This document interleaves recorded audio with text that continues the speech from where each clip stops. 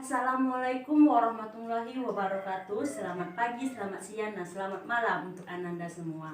Baiklah, pada kali ini kita bertemu lagi dengan materi berikut, yaitu tentang kompetensi dasar 4.13 yang bunyinya yaitu menyimpulkan isi puisi rakyat, pantun, syair, dan bentuk puisi rakyat setempat yang disajikan dalam bentuk lisan maupun tulisan. Kita lanjut ke dalam indikator pencapaian kompetensinya. Indikatornya yaitu yang pertama menyimpulkan isi pantun, menyimpulkan isi syair, dan menyimpulkan isi gurindam. Begitu juga dengan tujuan pembelajarannya. Tujuan pembelajaran ini ditujukan kepada peserta didik. Yang pertama yaitu peserta didik mampu menyimpulkan isi pantun, peserta didik mampu menyimpulkan isi syair, dan peserta didik mampu menyimpulkan isi gurindam. Kita lanjut kepada materi pembelajaran. Materi pembelajarannya yang pertama ada pengertian puisi rakyat, 2 jenis-jenis puisi rakyat, dan 3 tujuan komunikasi puisi rakyat, dan 4 persamaan dan perbedaan puisi rakyat seperti pantun, gurindam, dan syair. Yang kelima kata birama pada puisi rakyat, dan 6 makna kata ungkap pada puisi rakyat. Kita akan membahas tentang materi yang pertama yaitu tentang puisi rakyat. Apa sih puisi rakyat itu? Puisi rakyat merupakan kesusastraan rakyat warisan nenek moyang yang memiliki nilai-nilai dan berkembang dalam kehidupan masyarakat. Puisi ini merupakan jenis puisi lama sehingga terkait dengan struktur dan ciri baik dalam hal panjang dan pendek suku kata, lemah tekanan suara maupun serta isi. Yang kedua kita lanjut dengan jenis-jenis puisi rakyat. Jenis-jenis puisi rakyat ini yang pertama yaitu pantun, syair, gurindam. Ada 3 yaitu pantun, syair, dan gurindam. Pantun yaitu merupakan bentuk puisi Indonesia atau Melayu yang terdiri atas sampiran dan ngisi. Tiap baitnya terdiri atas 4 baris bersajak A B A B. Sedangkan syair berasal dari kata Arab syaur yang berarti perasaan. Kita lanjut dengan gurindam. Gurindam ini jenis puisi rakyat yang berakhir adalah gurindam. Gurindam ini adalah salah satu bentuk puisi lama dan memiliki pengaruh sastra Hindu. Gurindam terdiri atas 2 bait dan tiap baitnya terdiri atas 2 baris yang memiliki birama A dan AA. Lanjut kita masuk ke materi yang ketiga yaitu tujuan komunikasi puisi rakyat. Apakah Ananda bisa menjelaskannya? Jika bisa, komen di bawah. Di sini Ibu akan menjelaskan tujuan komunikasi puisi rakyat itu apa. Apa sih tujuannya? Tujuannya itu agar melalui media puisi tersebut agar kita dapat merasakan perasaan rakyat dengan mendengarkan puisi tersebut. Yang keempat itu persamaan dan perbedaan puisi. Persamaan dan perbedaan puisi rakyat yaitu syair, gurindam, dan pantun. Persamaan ketiga puisi rakyat tersebut adalah yang pertama tidak diketahui siapa pengarangnya. Dan yang kedua bersifat warisan karena disampaikan secara turun-menurun atau dari mulut ke mulut. Yang ketiga kaku karena terikat oleh aturan-aturan seperti jumlah kata dan tiap baris. Perbedaannya yaitu terdiri atas 2 baris dalam 1 bait. Yang kedua tiap baris memiliki jumlah kata antara 10 sampai 14 kata.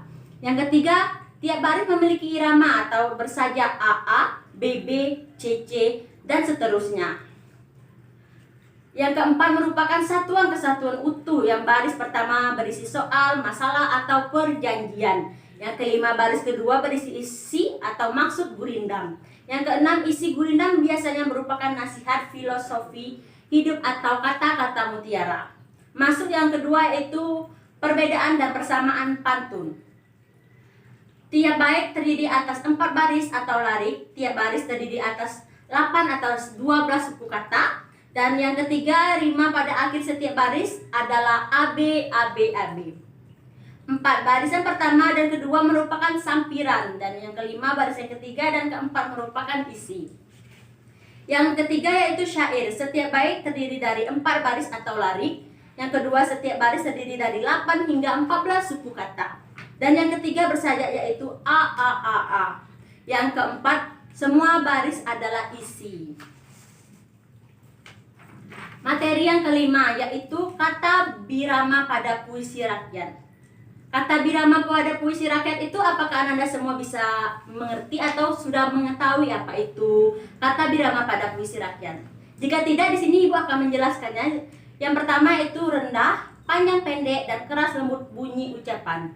Timbulnya irama disebabkan oleh perulangan bunyi secara turut, menurut, dan bervariasi. Misalnya, karena ada rima berulang kata berulang bait. Tekanan kata yang berganti keras lemahnya karena sifat-sifat konsonan dan vokal atau panjang pendek kata.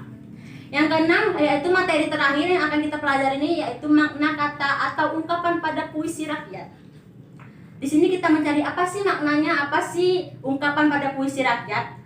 Kata atau ungkapan pada puisi rakyat bermakna tentang tata bahasa yang digunakan.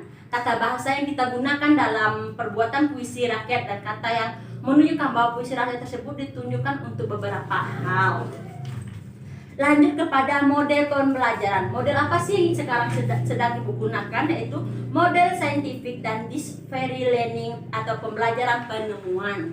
Di sini Ibu menggunakan media laptop atau proyek.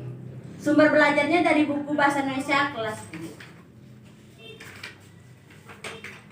Nah, di sini kan kita mempelajari tentang puisi rakyat. Puisi rakyat Ibu sudah memberikan contoh puisi rakyat tersebut di sini, yaitu akan Ibu bacakan bagaimana sih contohnya. Nah, di sini Ibu akan menjelaskan atau mencontohkan bagaimana sih isi puisi, bagaimana bentuk gurindam dan bagaimana bentuk syair. Puisi. Pisau di dapur harus diasah supaya daging dapat dicaca. Belajar tanpa mengenal lelah, niscaya nanti dapat faedah. Di antara semak belukar ada ular serta mangsanya. Jika rajin dalam belajar niscaya pintar dan bijaksana. Itu adalah contoh puisi, dan selanjutnya adalah contoh gurindam. Contoh gurindam yang pertama, jika belajar bersungguh-sungguh keberhasilan akan merenggutmu. Jika berilmu janganlah angkuh, nanti dirimu akan terjatuh. Jikalau engkau belajar kitab maka harus taati adab. Jika engkau tengah belajar haruslah tekun dan juga sabar. Di sini syair. Syair ini sama seperti kita bernyanyi. Akan mencontohkan bagaimana syair. Di sini Ibu mencontohkan lagu Rasa Sayange. Ayo semua ikut nyanyi ya. Rasa sayange, rasa sayang sayange. Lihat dari jauh rasa sayang sayange. Rasa sayang, rasa sayang sayange. Lihat nona dari jauh rasa sayang sayange. Itu adalah contoh-contoh dari puisi rakyat. Yang pertama yaitu puisi, yang kedua adalah gurindam, dan yang ketiga adalah syair. Nanti di pertemuan akhir Ibu akan memberikan Ananda semua tugas yang akan dikerjakan individu. Nah, kan Ibu sudah mencontohkan bagaimana cara itu puisi, bagaimana bentuk gurindam, dan bagaimana bentuk syair. Jadi tugas Ananda di sini adalah teknik penilaian Ibu.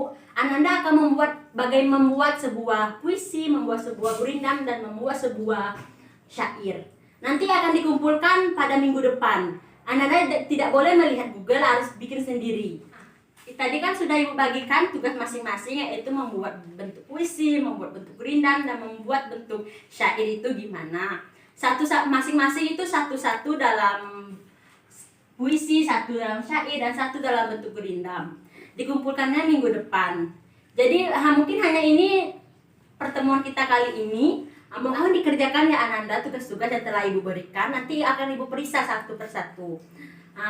Jika kurang lebih Ibu mohon maaf. Ibu ucapkan wassalamualaikum warahmatullahi wabarakatuh.